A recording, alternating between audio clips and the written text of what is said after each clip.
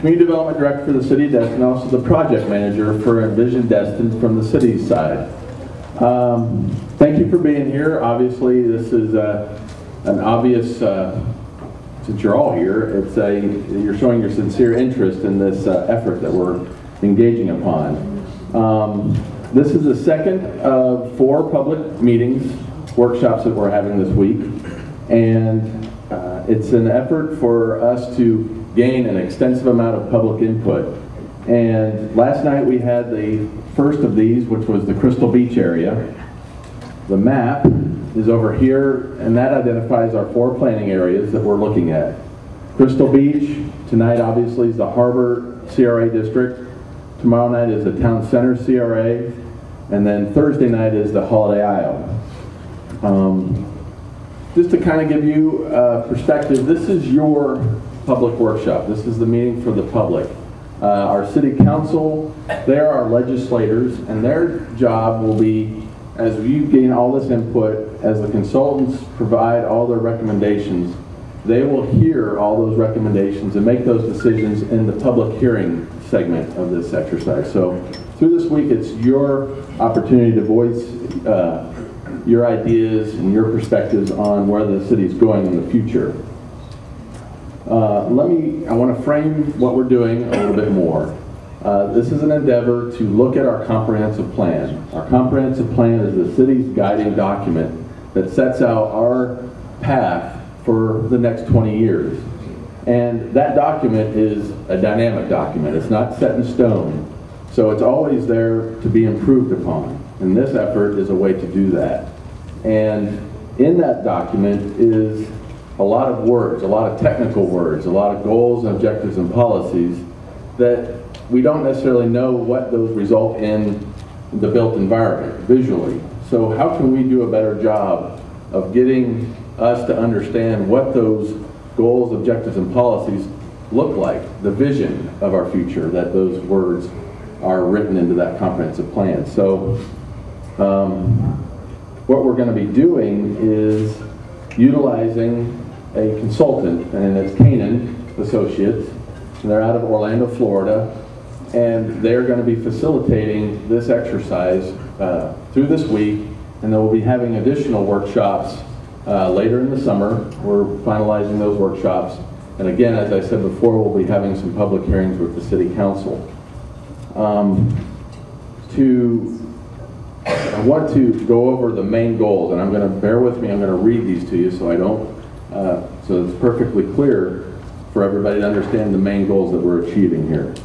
The first one is to develop consensus around a community design vision for our 4 distinct districts of the city.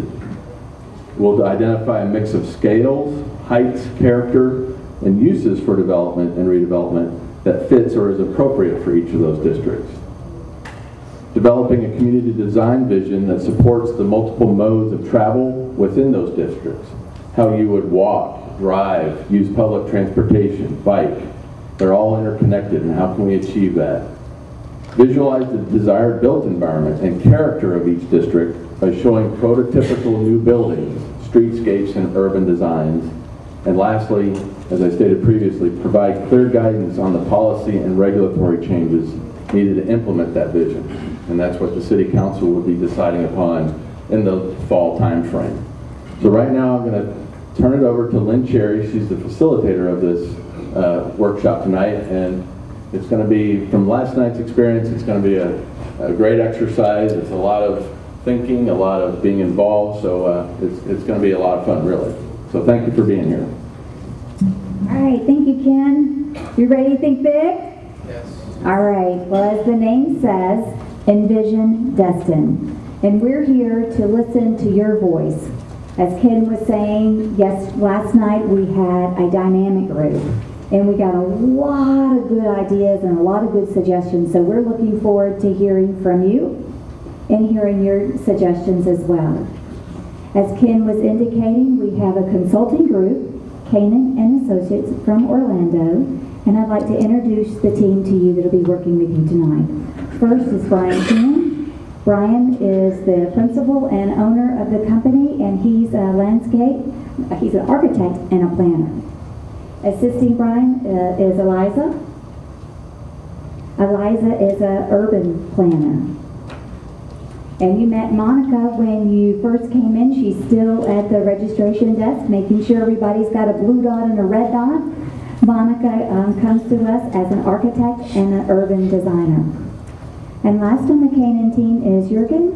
Jurgen's usually wearing a hat so I can see him. There he is in the back. Okay. Urban is the transportation guy. So he's our guru to make sure that our streets are designed smartly and that more efficient for you in the future. And my name is Lynn, and I come from Panama City. My company is Envision Community Solutions, and I'm working under the leadership of Canin Associates. So we're glad you're here, and want to get going. So for tonight, the main thing for us is to listen. And Ken gave you just a little bit of a rundown of our evenings. The particular thing he did not mention is that we are also having office hours during the daytime. So in addition to the 4 town hall meetings that we're hosting in this building, we also want to make ourselves available to you, regardless of where you live and work, during the day. So on Thursday, we will be here in this room from noon till 2. And then on Friday, again, we'll be here from 11 to 1. So if you know folks that for whatever reason cannot attend evening meetings, please encourage them to come either Thursday or Friday, largely during the lunch hours. And certainly this is all available on the website, envisiondestin.com. So I encourage you to not only visit that website this week, but in the future. That's how we'll be communicating to you as the project moves forward. All right, so the next thing that we're going to be doing is working with you. And we have several different activities involved in doing that. So Eliza's going to come up now and give you an overview of tonight's endeavor. Eliza? Good evening, everybody. We're really glad to have you here. I'm going to start the evening off with a little bit of a discussion of citywide issues. If you were here last night, I saw a couple people were here last night. I'm sorry, go get a snack. It's going to be the same show. But that's just the very beginning.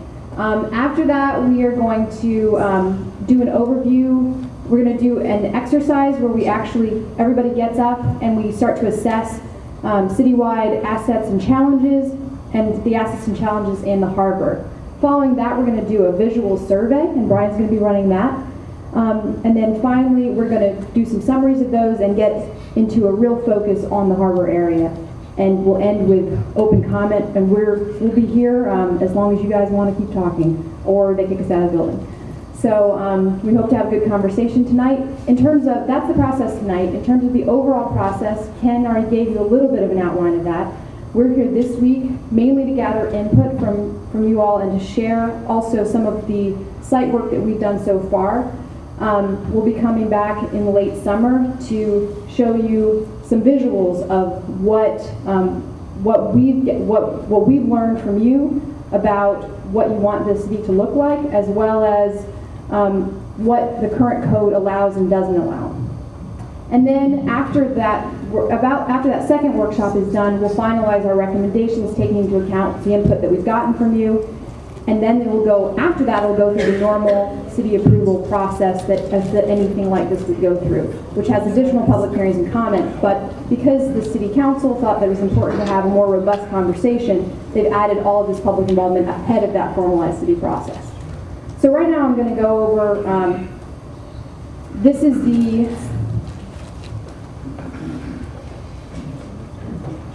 a little bit of a discussion of citywide and regional issues and opportunities. So if y'all haven't seen the study area map, this is it. Again, it's on the wall right there to your left. So if you want to check that out anytime tonight, you can do that. And these are, so we had this question last night. The white area is areas that are within the city of Destin but are not part of our study. And the colored areas are all areas that are part of our study, and the grayed out areas are typically part of Okaloosa County, but they're not part of the city of Destin proper. So the city of Destin has a great location with access to 3 commercial airports. The Destin Fort Walton Beach Airport being the closest, and then Pensacola Regional and Panama City Bay County Airport being about an hour, hour and a half away. And it's really central between Pensacola and Panama City Beach on a pretty significant transportation corridor, US 98. And it's also proximate to a bunch of other really exciting destinations because this coast is a place that draws a lot of folks. And why do people want to come here? Well, we know why people come here for generations, to see the beaches and to experience the water and everything that's associated with the water. And that's a regional asset. That's an asset that is a City of Destin asset, and one that you also share with the neighbors from Pensacola to Walton County to Panama City Beach. Getting into Destin's more particular assets, one thing that we've heard a lot about since we've been here is the rich history of the city, particularly as regards to the fishing industry. And that history continues today with the charter fishing boats and commercial fishing, as well as the fish you see in the restaurants, some of the locally caught fish in the restaurants. But of course, things have also changed in the last 100 years or so, especially in the last few decades, the significant condo development and people coming more to enjoy the beach in addition to the fishing. And the harbor boardwalk was actually the result of one of the previous plans that the city did, and that's a really significant regional draw. It brings folks from both from around the city and from pretty far afield to visit that really great pedestrian walk along the harbor. Also, in addition to the airports that I already discussed, the executive airport that's located right here is one that, that brings in a whole other set of folks who have access to private jets, and that's an economic generator for the area. In terms of citywide challenges, and just let me note here also, this is our observations primarily, so if you disagree with them later, let us know, that's fine. That's what we're here to find out. This is our take from being from a little bit out of town, coming into the city and having an outsider perspective. The reason we're here to talk with you is to get that insider perspective, which is just as important, if not more important. So one of the issues that the city is dealing with right now is declining property taxes because of declining property tax base. So within the last 8 years, there's been a decline in the overall value of the properties here, and that has a pretty significant impact on the city's budget. Now, that's not the only revenue source that the city operates on, but it's a significant one.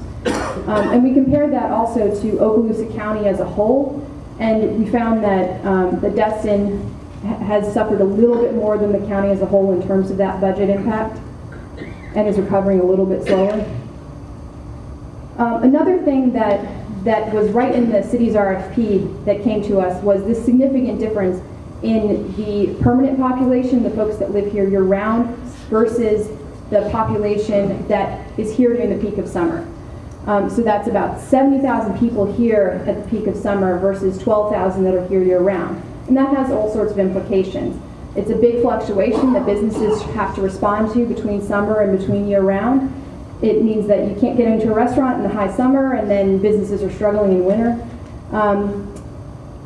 And it has also implications in terms of revenue. So there's several revenue sources that are based on how big your permanent population is. For instance, how the sales tax that is collected in Destin is collected by the county and then reallocated back to the various cities and the county is done on the basis of permanent population. So that small permanent population has an effect in that respect as well. And if you think that's a problem, maybe you don't, but if you think that imbalance is a problem, there's basically 2 ways to get more balance. One is to decrease the visitors population. That would have a significant economic impact, and I don't think a lot of people would be in favor of that. The other way is to increase the permanent year-round population, which currently is not happening. So if that's something that's desirable, it certainly was happening for a while up to 2006. Right now it's pretty stable. Another thing that we found looking at the data was, and you all know this, there's a significant portion of the economy here that's based on tourism. That's represented here by the warmer colors. Those are all industries that we see a significantly bigger piece of the pie in areas that are tourist-oriented versus areas that are less tourist oriented. So that means that if there is any fluctuation in the tourist economy, then that's going to be a significant impact on the local economy here in Destin. Now that would be the same if a city is totally reliant on pineapple production. If there's a dip in the pineapple market, it just every area has a base industry, and a lot of folks are trying to talk about diversifying whatever that industry is so that they're a little bit more stable versus, relative to market changes. Another thing that as outsiders we notice is that people really think that this is a special place and recognize that it has an important history, but as you're driving through town as an outsider, you don't necessarily see that. You don't necessarily see a reason to stop and stay here that reflects that history and that character that's really significant locally. In terms of looking at the architecture, we have architects in the firm, and one of the things that we also were looking at was the architectural style in the various neighborhoods. And a lot of what you see is pretty monotone in terms of not a lot of architectural detail, not a lot of differentiation in some of the larger buildings. And coming back again to the visual identity, a lot of that is centered on US 98. And we walked basically the entire length of US 98 in the city, and I got a sunburn, and they'll tell you all about that. I'm sure they'll be happy to. The clouds don't do anything. Which all you beachgoers know, but I don't live near the beach. But as much as there's a visual impact here, there's also a huge safety impact. So there have been a little under 800 crashes reported on US 98 within the last 6 years, and that's a lot. And of those, there's a significant number of motor vehicle crashes, and there's also a pretty significant number of bicycle and pedestrian crashes. Almost a third of them were bicycle and pedestrian related crashes. And that's just on the portion of US 98, basically within this district, maybe a little bit beyond the study area. So coming out of that, we also know that parking and mobility is something that's a piece of concern, particularly within the Harbor District. That'll come up again. So as we're thinking about the safety on US 98, and then also thinking about how a lot of folks are parking on the north side of US 98 to get to the south side, and the walking and biking safety, or trying to walk across the street, that's something that we expect we're going to need to address as a challenge. And in trying to address the connectivity issue for bicycle and pedestrian or vehicles, as well as other issues, one thing that's important is that there are lots of different property owners. So if you're trying to do anything, any sort of significant changes, there's a lot of people that are going to need to be involved.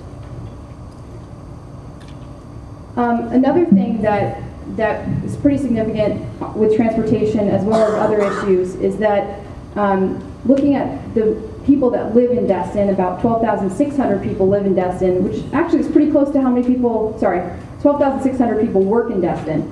12,300 people live here. So those numbers are pretty close, but in large part they're not actually the same people. So about 23% of that 12,600 are people that actually live in Destin. The other 9,000 are coming in from the outside. So all of that workforce is coming, a significant portion of that workforce, almost 80%, is coming in from the outside. And that presents some transportation challenges. So one way to address that transportation challenge might be to think about more workforce housing. Another thing that we looked at was regional competitors. Like I said earlier, there are certain assets that are very specific to Destin, and then there are some assets that are regional. Like people come to the Panhandle in large part for the beaches and the water, and that's something that you share with a lot of your regional competitors, including Destin Resort, which is right up the road. Now, Destin Resort, you probably know this, but a lot of people actually think it's in Destin, and it's not. It's not even in Okaloosa County. It's in the next county over in Walton County. So that means while it is something that positively influences the reputation of the area, it doesn't have a direct economic benefit back to the city of Destin in terms of revenue and population.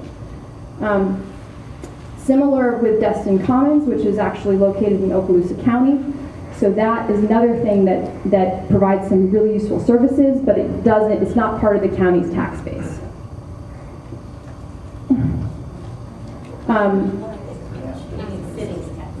Sorry, yes, not part of the city's tax base.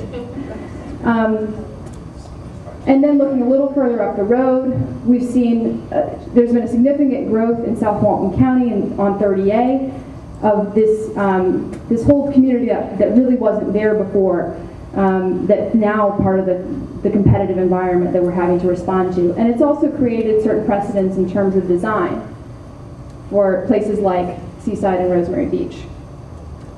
And then Pensacola, we've come to understand that they've put significant effort into revitalizing their downtown, making it more walkable and more vibrant. So in looking at citywide opportunities, the basic opportunity that we're faced with right now is amending the comprehensive plan and amending the land development code. Well, what is that? What can we do with that? Potentially we can rebrand or bring back the Destin brand in a big way. So what do we need to do in order to make that special place that you all know is here visible to the outside community for those who don't already know about it? So does that mean design guidelines? Does that mean re-imaging US 98? Does that have practical implications in terms of parking and mobility? Is signage part of that re-imaging US 98? We haven't talked, I'll show you a slide on this later, but there's a really unique Heritage Ridge landscape that's particularly existing south of US 98 in the harbor area. Is that something that can be restored in more locations so that it becomes part of that image that people associate with Destin?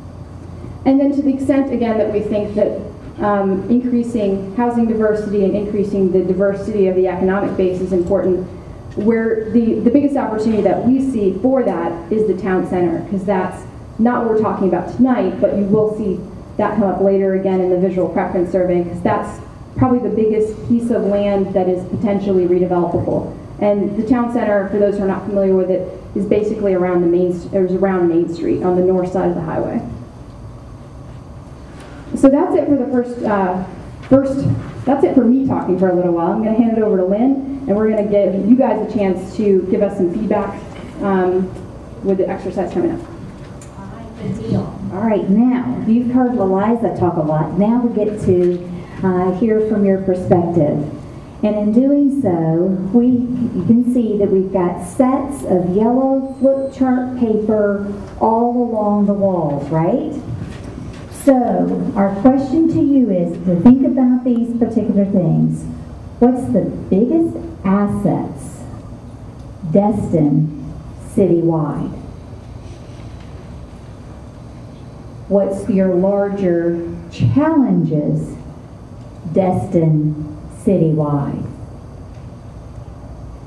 And as you think about Destin citywide challenges and assets, start ranking those in your mind and creating for yourself the top three.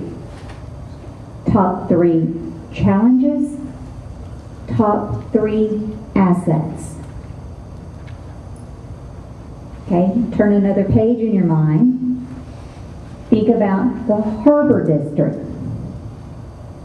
What are the challenges in the Harbor District? What are your assets in the Harbor District? Start prioritizing those in your mind. What are the top three challenges in the Harbor District? What are your top three assets in the Harbor District? So as you begin to formulate those in your mind, in just a moment, we're going to actually get you physically to stand up and to write those things down. You can see on the top of the green sections is the heading, whether it's an asset or a challenge for the citywide or for the Harbor District. And as you can see, further back is citywide, and closer to us up front is the harbor. Down below each section are different colors of markers. They're there for a reason. So for example, if you look over here and those that are sitting by the asset citywide, there's green markers there. Just write with the green markers when you're in that area. Don't take a green and come over here, because when we go home, The thought is everything Destin assets is going to be green for us, okay, right? So that would help us when we get back home and writing all your thoughts down and we don't get mixed up. If you see that someone has an idea, that's what I was thinking, all you have to do is put a check mark, okay? So if it's a new perspective, certainly write it. But if the same perspective is already on the paper, there's no need in writing it twice, just put a check there. The other thought is this style of paper is Post-it. Now we're anticipating a lot of good ideas and a lot of writing here, but in case these three are not enough, a quick turn of the page, flip this off, and on the back side, this post again, okay? So if your page is already filled and you want to write some more, take it, split it apart, and find a new space on the wall. We'll help you do that, but you may be closer to the wall than we can get to because there'll be so many people around, but please feel free. That's what it's designed for. So there's 4 sections: Assets, Destin, Challenges, Destin. Assets, Harbor District, everyone to participate. We don't have this time like a typical council meeting. All the times you get up and you only have 3 minutes and you've got to say everything in X number of minutes. We're not going to time you. But certainly with this number of people here, if everybody spoke for 5 minutes, we'd be here till midnight. And I can imagine we're certainly willing to be here to midnight, but I can imagine that not everybody is. So, I'm going to put the mic down just for a second. So if you see me doing this, that means wrap it up, okay? We got it, we understand your perspective, we think we got it. We're going to be recording your comments on the flip chart paper. So if we feel like we've heard your heart of what you're trying to tell us, you may see me do this, okay? So that means we've got it. Let's move on, and we'll go to the next individual that would like to speak. Also, we'd like to say that we understand that everybody may not agree with a particular comment that's being made, and we ask that you're respectful to the citizen that is speaking. That you can certainly disagree, but not be disagreeable. Understand? All right, if I get a lot of who's and yays and woes and everything like that, I'll call it down. All right? We want this to be civil-minded and certainly positive and certainly thinking forward. A lot of times when we're communities and we're scratching our head and saying, okay, we've got this, but we want to move to that, a lot of times we say things like, moving forward, let's see if we can't. And then whatever your perspective is. Okay, and a lot of times that's very helpful when we're working towards a positive solution in whatever the community is about the conversation. Does that make sense? Any questions? Team, have I forgotten anything now before we get going? Question. Certainly. I know you guys sort of introduced yourselves, but could you give us a website, and have you done any projects in Destin already? And also, will the public get to see your proposals, or will it go straight to City Council? All right, I think there's a multiple questions there. Let's see if I can remember all the questions again. The website for this project, For this company? for this company, would be, I guess, the company's website. Our website is canin.com, canin.com.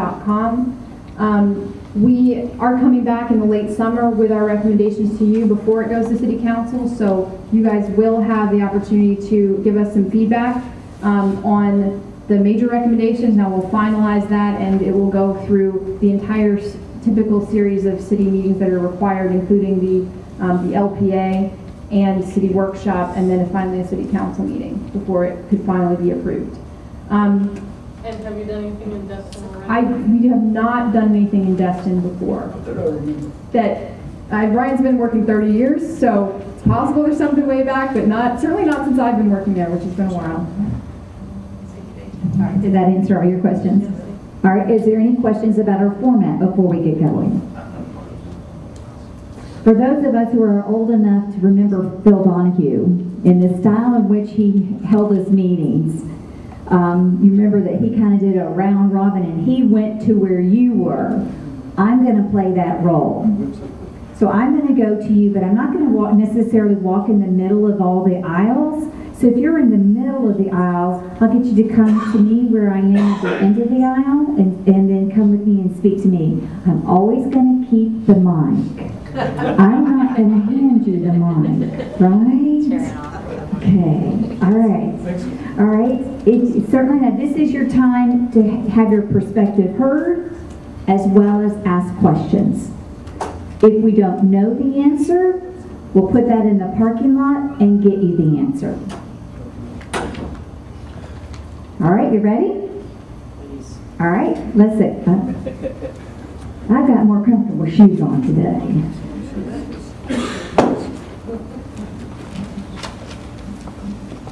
Yes, sir. I've been a resident of Destin for over 20 years now and have lived on the condominium. And the beaches in the last 20 years are about 1/3 the size that they were 20 years ago. Nothing has been done in order to preserve the beaches. And what is going to happen is you're going to have a lot more people crammed in a lot smaller space in order to be on the beaches. And this is going to create a problem if we don't do something in the future. Thank you for listening. All right, very good. Anybody else back here, while I'm back here, that would like to speak?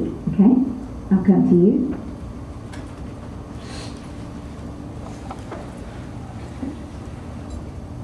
Yes, sir. I'm Charles Morgan from Harbor Docks here in Destin. And like a lot of you, I was here, I don't know, Keith Howard would know 8 or 10 years ago, we had this Sasaki group down doing a similar thing to this. And I'm speaking to the folks that I know here as much as I am that came to the planners to try to give you a sense of the way I think this city has gotten to where we are. When the Sasaki guys were here, they were highly talented urban planners. One of the first sentences they uttered was, you folks have been to Orlando, to Disney World, and many of you have been to Seaside, and you've seen Baytown Wharf at Destin, and you know what a resort looks like, and does Destin look like a resort to you? And the answer, of course, is no, it doesn't, because we're not a resort. We are a real town. We don't want to be a resort. Well, that's what Seaside is, and Seaside has 12 residents. So don't let any of that fool you about the old town and new ways. There's nothing, it's a tourist place, pure and simple. So we didn't adopt that plan, and we've moved forward since then. And I believe, and I think a lot of you believe, that this is the heart of Destin. I think that's a good argument to be made. We had the Crystal Beach meeting last night, and there's some wonderful things about Crystal Beach. When we were on Crystal Beach, no chain restaurants, there's no t-shirt shops. That's a big plus for that area. Here is the heart of Destin. You have to realize there are some things that aren't in this district that affect the harbor and affect us going forward. And you might not think of them right off the bat, but I can tell you a couple of them. One is, and everything that I think from here forward needs to be predicated that we need to make this the best town that it can be made for us. Don't worry about the tourists. Striving for tourists in a frantic way and giving them free discounts and free fireworks on Thursday, it only gets worse. If you leave it alone, wait and see what happens this weekend. We're going to get tourists, and we always will. We don't need to strive quite so hard for them. But what we do need to do, we don't need good schools here in Destin. We need schools that are so beyond excellent, it's ridiculous. We don't need to be arguing over whether or not we can have a swimming pool, a competitive swimming pool in Destin. We need a couple of them. We need trees. We need more parks. We need to make this place a town where people want to live. There's nothing that could be more valuable for the harbor than that. And being here for a long time and going through things, one of the feathers in the city's cap was the Harbor Walk. Well, the first phase was completed. I don't know where it is. At some point, there was a second phase, I think, that ended just past Harbor Docks on Denning Drive. Well, there wasn't enough money to do the whole Harbor Walk, so the first part was done. And as things work out, for the last 4 years, or however long the Harbor Walk's here, we've had the opportunity to watch it.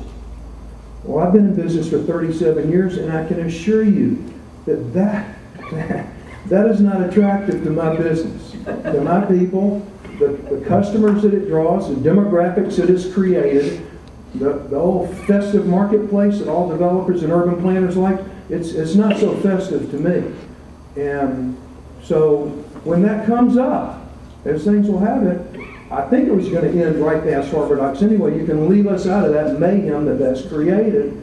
It's not good for our business. It wouldn't work. And from a development standpoint, I think the place, I can't speak for developers, but I can tell you, I don't think what you see now is what the developers had in mind originally. Originally, it was a commander's palace and luxury condominiums. But when they left town, the gears changed in a hurry. And we've got what we've got now. I think with the House of Mirrors I heard the other day. So, to the folks that are planning this, you know, don't just worry about the traffic. This is not a bunch of deep thinkers in our area. When we talk about traffic, the first thing is just like when you get fatter to loosen your bed. Just build the roads wider. Not one forward-thinking city in this world is doing that. They're making it almost impossible to drive. They're doing everything they can to discourage automobile traffic because it makes for a better city. That makes for a better harbor. It makes for a better town. And if I have one thing let's make this a great city for us. I'm in the tourist business. I'm asking you, leave it alone. Leave them alone. Get rid of the TDC. Don't advertise. They're going to come anyway. Let's concentrate. And tourists like to go to a place where they don't feel like tourists, where they know that people like to live. Okay? Thanks.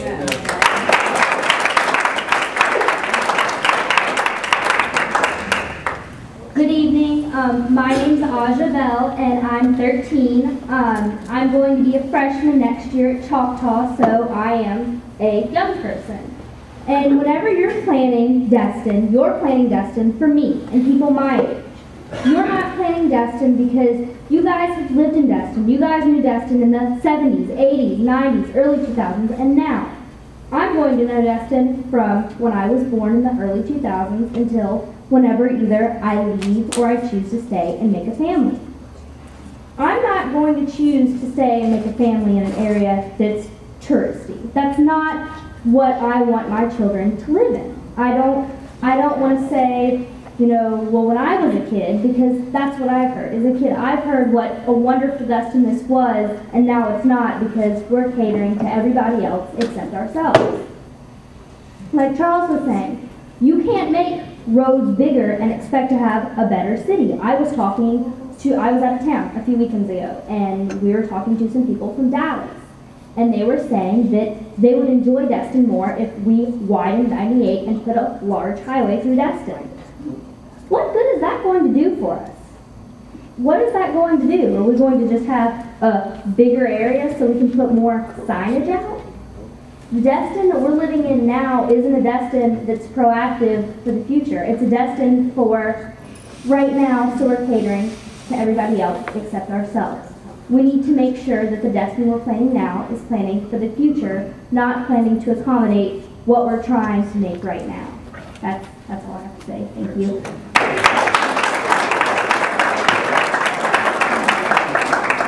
I'd just like to know, how do you do a comprehensive plan and not encroach on private property rights?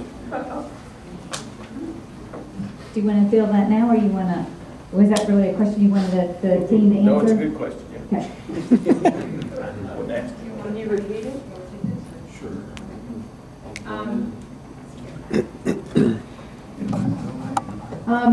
So that's a very complicated question, and I'm not going to come near to answering it. But we'll note that property rights are a concern. Almost every city across the country has some regulations on issues like height and the amount of density and the amount of stuff you can put on your property, and that's what comprehensive planning in the state of Florida does. And the attempt is to balance the amount of development that private property owners can do particularly with the amount of infrastructure that the city can support. So I think if you want to elaborate on that, please feel free. I feel like there was something more behind that question. Well, I think the premise behind any comprehensive plan, when you look at it, you start reevaluating it, yes, there must be something we've got to do to change. And so let's get some groupthink, then let's enforce our will, whether people really like it or not. And I'm for proper codes. and I'm for proper code enforcement. What I'm not for is this retooling that we do every so often, where it seems like we're gonna go out there and let's tweak it a little bit, because now we think everything needs to look like this.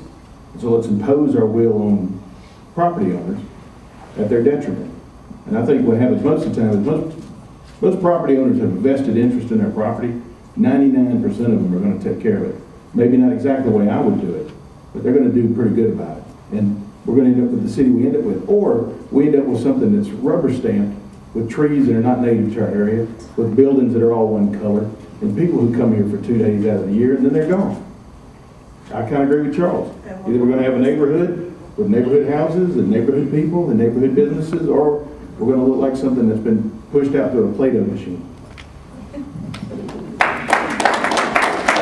Anybody else back here while I'm standing this way? Okay. One other point of clarification on that is that the state of Florida, the laws of the state of Florida is that you have to reevaluate your plan every 7 years. Now you could evaluate and say it's perfectly fine and let's not make any changes, and that certainly is a recommendation. All right, I saw 3 hands go up right here, so from this way I'll come to this gentleman and I'll move to you. Before I bought a condo in Destin, I owned a condo in St. Augustine Beach, Florida. St. Augustine Beach does not have, and they're all a heck of a lot older than the city of Destin. It's the oldest city in the country. Sorry, we're having some technical problems here. Can you just hold on for 1 second? Okay. We want everyone to hear what you're saying. So. No, I touched it and then it went sour. Lynn, can you test the mic? Sure. I think this mic was working. Okay, good. Okay, maybe I just wasn't holding that close enough to it. That may be the problem. St. Augustine Beach, they are an old community. They don't have the tattoo parlors. They don't have every 30 feet or quarter of a mile or an eighth of a mile another buy 5, buy 1, get 20 free t-shirts buildings. They don't take over everything in making a thrift shop like a lot of Destin. I've also spent a lot of time in Monroe County, Monroe County is the whole Florida Keys. Down there, they know about landscaping, they count trees, and if there's a tree that's missing in their ongoing count, you have to replace it with 2, probably at least 6 inches in diameter. They don't have the high-rise problem or the high-rises that Destin has. Their occupancy rates are over 93% year-round. That's all. Thank you. And so you had your question, you had your hand up? Yes, I actually just wanted to ask Charles if he would redefine or define better for me when you said 2 things not in this district that will affect us going forward. Could you tell me what those 2 things were? Okay. I'll put the mic closer to your mouth. When you got up to speak, Charles, you said there were 2 things in this district that is not in this district that will affect us going forward. So I was just wondering what specifically you were talking about. Could you make us aware? I have no idea what I was talking about.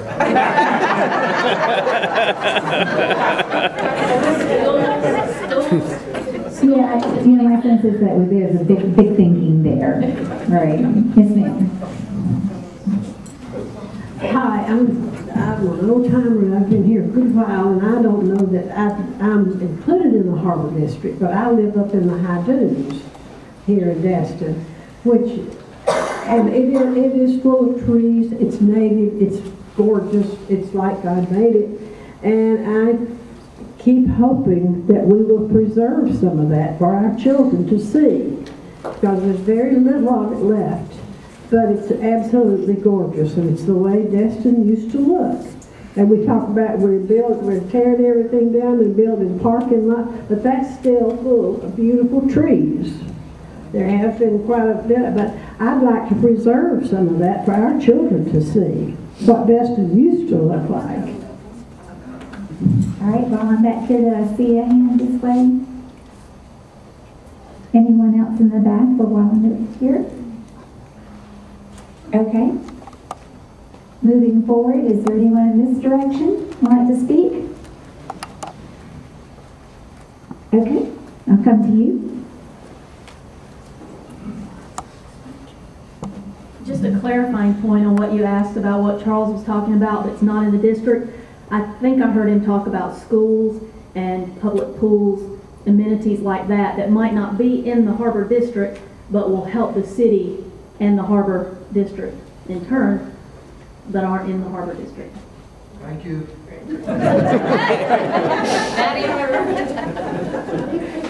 And the question I usually ask, was that clear as mud? That was clear. All right. Anyone else? Okay.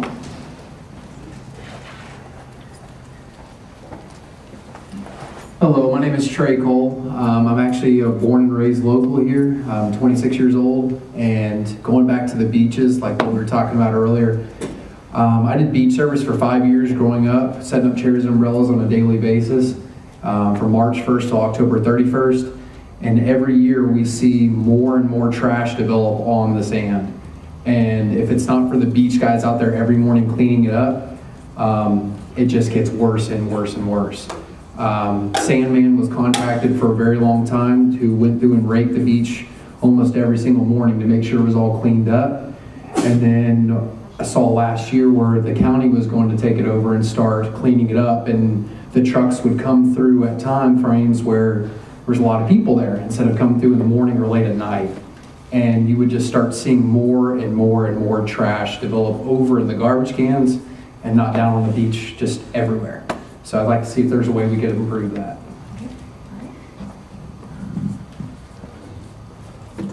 Anyone else? Okay, I'll come to you.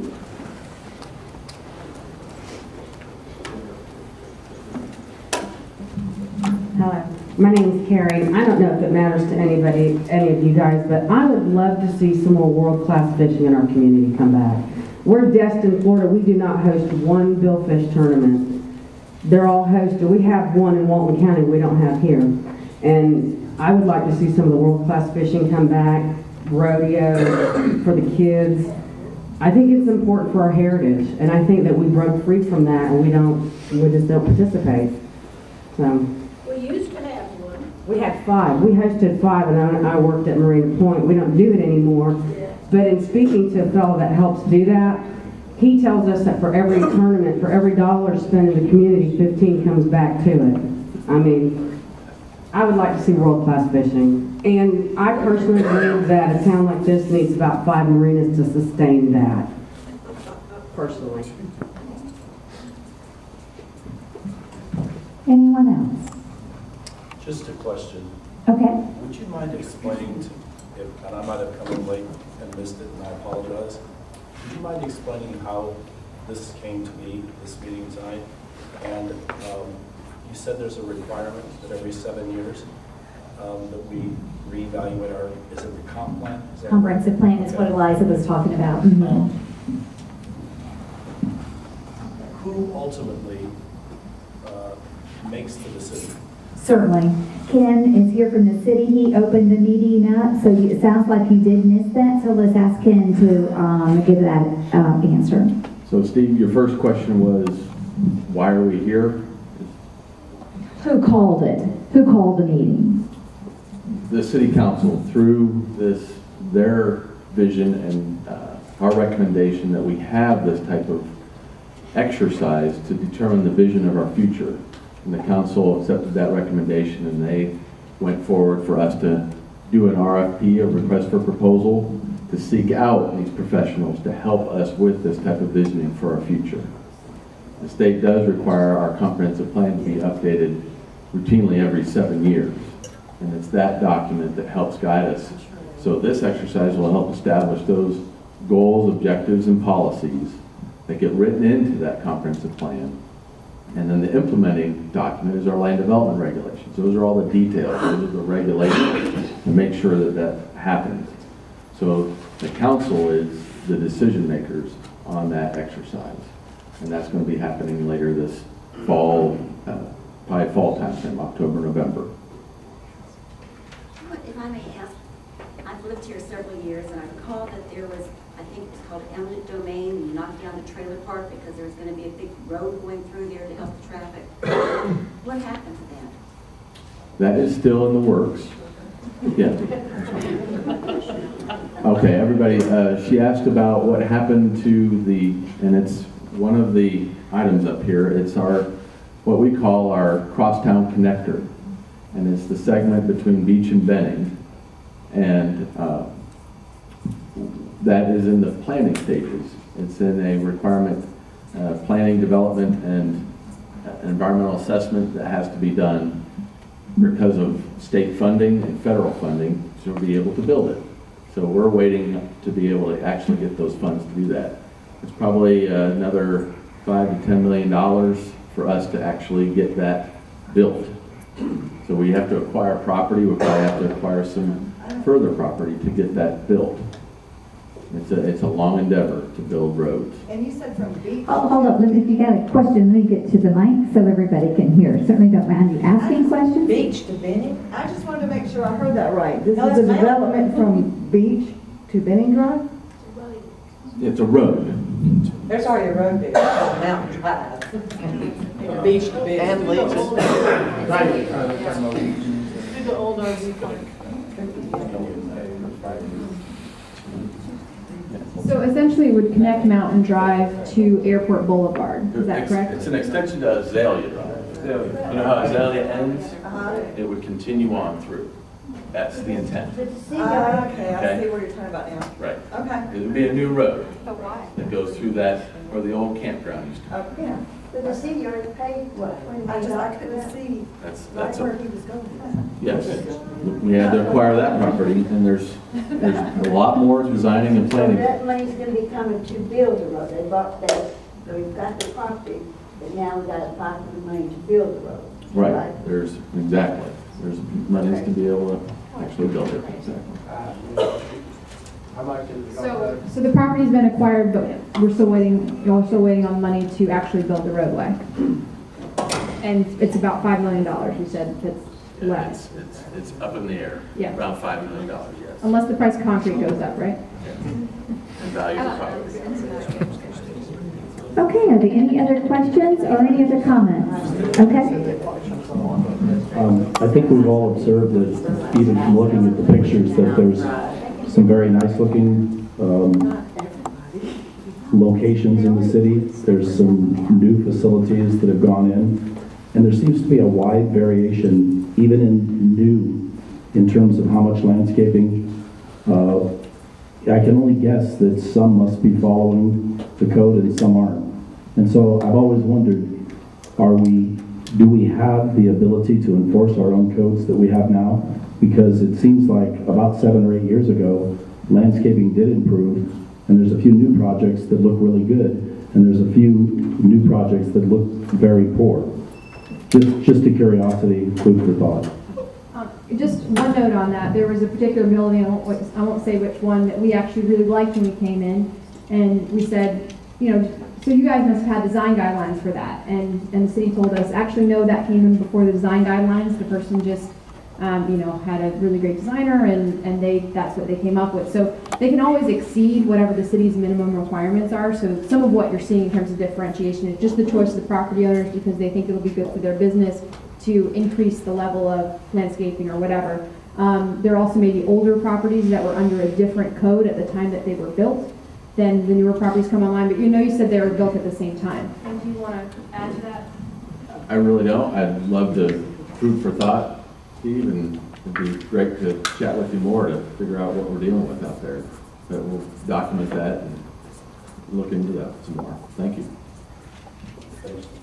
Okay, any other thing? Okay. Just another clarification point. Were you saying that all those pictures were in Destin? Or were all those pictures in Destin? Those were not? No. Okay. No, that's not what I said. I think I know where every one of these pictures was. Lots of them were in Destin. Okay, is there anyone in the room that has not spoken that would like to speak? Okay.